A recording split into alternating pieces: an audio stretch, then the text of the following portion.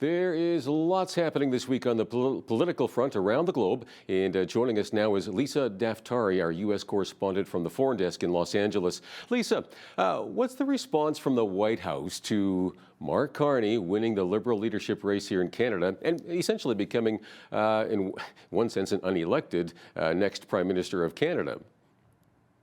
The White House and Trump's administration is ready to use whatever strategy they'll use against anyone. So I don't think it's deterring them whatsoever, but it would help if there was somebody who was more of an ally of Trump or the United States that would be able to work better with him, that would be able to not be as combative coming in. This guy is completely anti-Trump. He's been very vocal about being anti-Trump, and he's ready to go to war over the tariffs, not literal war, but definitely putting up a strong fight against the White House's positioning.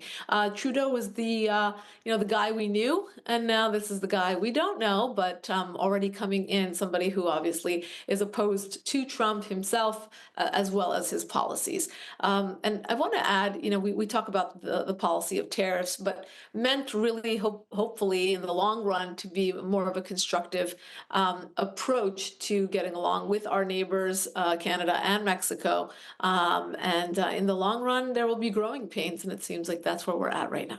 Oh, for sure. Yeah. I mean, he's not a Trump fan. But then again, Trump's not also, he's not a fan of Pierre Poilievre either. So we'll find out what happens in our next election here. But of course, he's much more conservative leaning than Carney is. He's fairly left of center, just like Trudeau. So any updates on that tariff situation? I mean, last I heard, any goods under the USMCA agreement will have a tariff pause until April 2nd.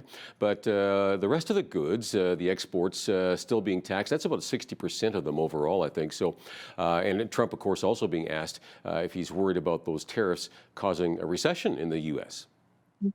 Yeah, it's crazy to watch how the markets are responding. They're totally erratic based on these different, kind of push and pull with the White House's statements. There are tariffs, and then we see the markets tank, and then kind of pausing or kind of qualifying the tariffs, and kind of giving Mexico and Canada a bit of a break on certain things, as you outlined. It's interesting because, again, it does show one thing. It shows deterrence in the sense that Donald Trump is using the tariffs as a political tool, and the world is responding in that way. So this does mean that he has the potential to, again, work well with our neighbors, as long as the tariffs are only used as that leveraging tool and not a long-term strategy or anything that will escalate. But that's the problem with Donald Trump. We just don't know what's going to escalate and what's going to work. But there's definitely a method to his madness. I know a lot of the people in his cabinet. I know I've interviewed many of them over the years as well. But they are confident that this is more of a leveraging tool to get to where the United States wants to be in terms of deterrence.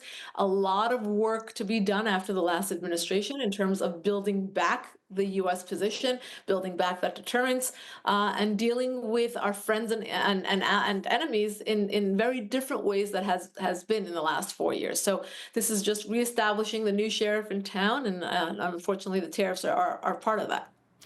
Yeah, it'll.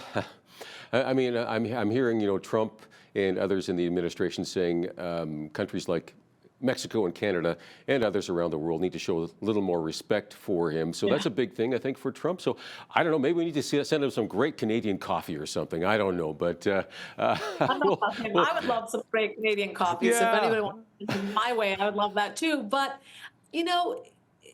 it's interesting. I get in the craziest way. I do understand what Vance and Trump say when they repeat this concept of respect. The United States has lost its positioning. It's lost its leadership. It's lost its clout globally.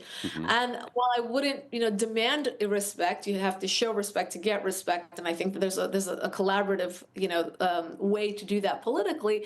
The Trump way in this arena has been to demand that respect through these political actions and through the leverage that he will use to get that respect. So, it has worked. He's only been in office about 2 months, and I think it's interesting how many things he has been able to overturn and to get to go the American way, and to reestablish that leadership on the world stage. But the only thing that I would caution, only as an observer, is that there's no one size fits all way to deal with these countries. There's no, you can't use the art of the deal in every single situation. Uh, all very nuanced. They're all very different.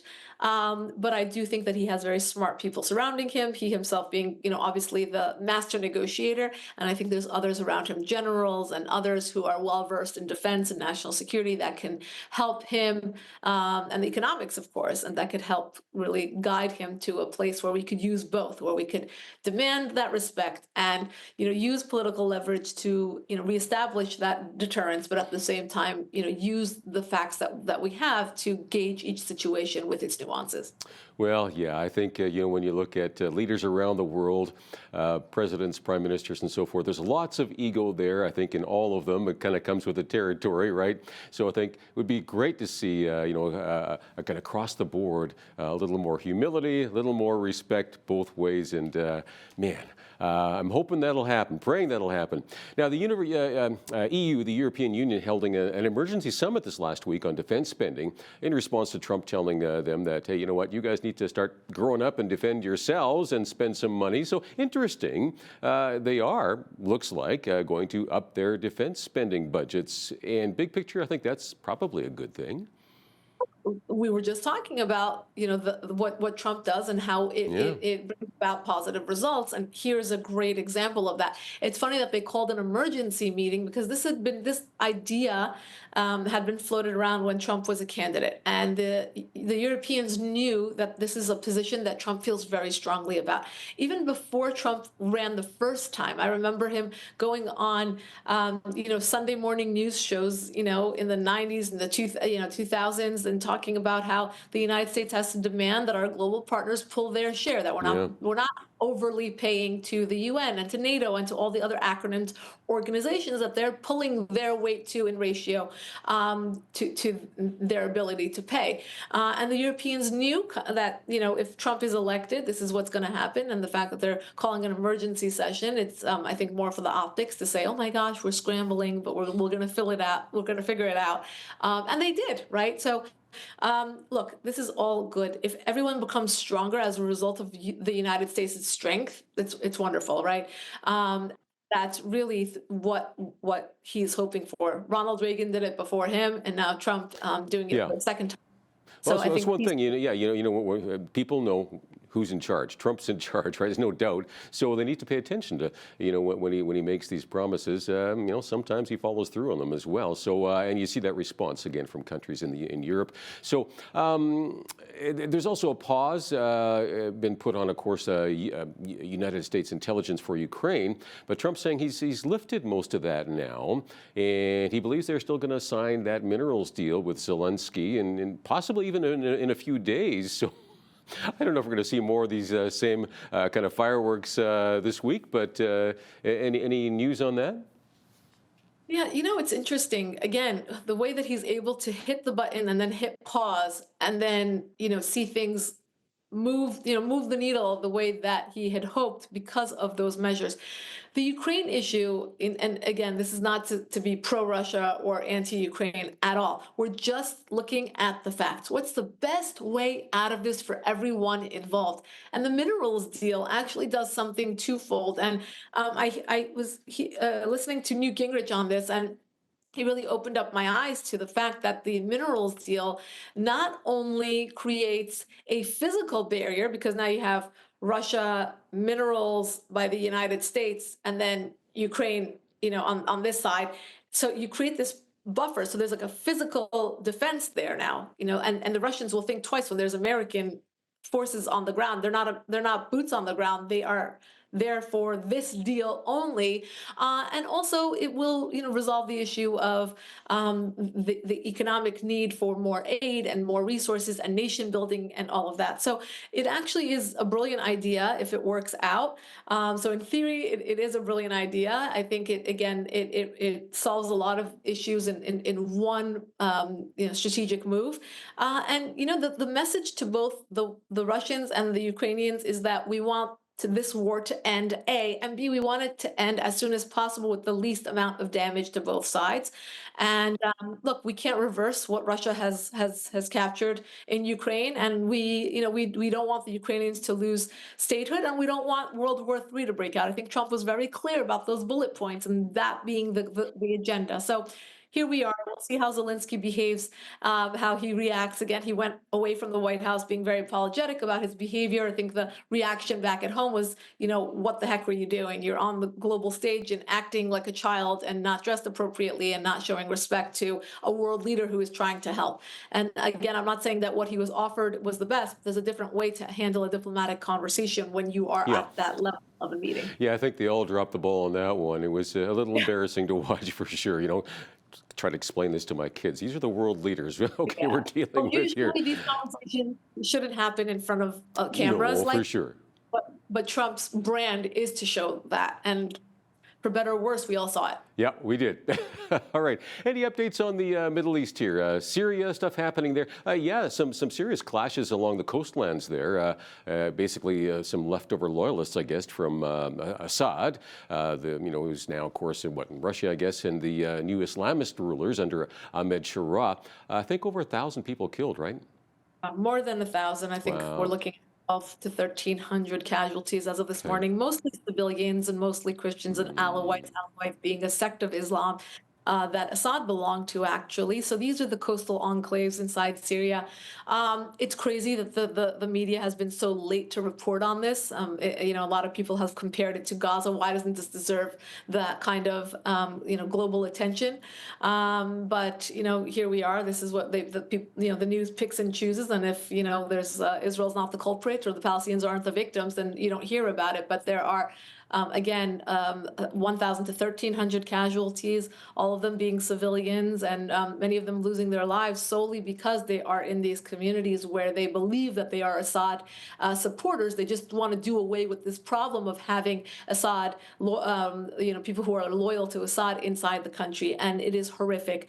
Why would we ever believe that a terror group could lead a country and do it in a way that is, beneficial and give them political clout and so forth? And now that same leader of this HTS group has vowed to investigate. I mean, it's crazy. You're asking them to investigate themselves. So I think the whole Syria situation, we know that Assad's regime crumbled, and we know that he fled, but it's basically been on hold. We've been ignoring it because we want to figure out what happens between Israelis and Palestinians first, but this is directly correlated to that. If we allow terrorists in Syria, if we allow the terror routes to continue, there will be more funding for Hezbollah and Hamas, and this will all continue. Yeah, I mean, I don't understand how we could possibly trust somebody who's been a terrorist for a long time and suddenly, switches colors and, the leopard loses his spots, right? Ain't going to happen, I don't think. So in the Middle East there, in Israel, Hamas, Gaza, Hamas has, I guess, agreed to extend that ceasefire for a couple of months and says they'll release additional living hostages. And there's an American hostage of particular interest right now as well, right? Yeah, the United States trying to negotiate directly with Hamas in order to really negotiate the release of this one American hostage at the very least. Obviously, we want to get as many hostages out as possible. These are civilians. These are mostly, young people who lost their lives, or the elderly who were dragged from their homes early in the morning in their pajamas. And there's also dead bodies. I'm very close with a family here in Los Angeles. The uncle was 80-something years old, and he was killed while being held hostage, and they still have not had a proper burial for him. They haven't gotten his body back. So these are also stories that we don't hear about this horrific situation, but it's trickle, trickle, trickle. And it's what's very difficult for the Israeli position is that obviously their priority is to get the hostages back alive, and what they can do to get them back alive, maybe a few dozen left alive, also the dead bodies. But when Donald Trump makes these ultimatums and these statements of all hell will break loose, Israel cannot go in and do what it needs to do in Gaza because there may be hostages that are alive and being kept underground or in homes, etc. So they're really stuck in this position. And on the Hamas position, it's trickle, trickle, trickle, trickle. For every one hostage, they're getting back 50 50, 60, 100, you know, prisoners and terrorists. These are actual terrorists, people who, you know, we see these anecdotes online, you know, so and so, you know, he killed my brother and uncle and whoever else, and now he's going to be loose on the streets. So it's a very, very horrific situation, and you know, Injustice. I mean, it really, really is. I'm glad to see that the Trump administration withholding $400 million in funding from Columbia University because of the anti-Semitism going on there, and of course, ICE officers also arresting one of the anti-Israeli protesters at that university. So I was encouraged to see some of that taking place. yes, absolutely. And they're making an example out of Columbia University, and maybe the next they'll move over to UCLA or many of the other colleges where these protests continued. Just at Columbia over the last month, they took over the library, they called in a bomb threat, they marched into a classroom and harassed students that were taking an Israeli history course, handing out flyers, you know, wearing masks and dressed as, you know, militant.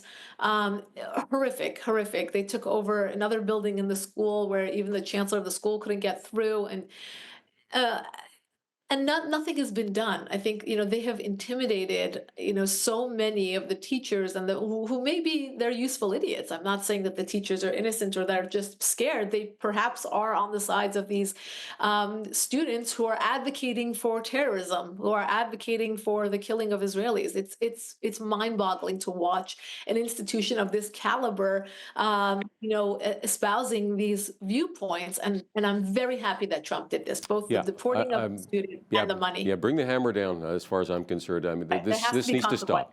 Yeah, it needs to stop. I mean, it's just, yeah. All right. Well, thanks so much for the update today, Lisa. Much appreciated. Thank you. Thank you for having me.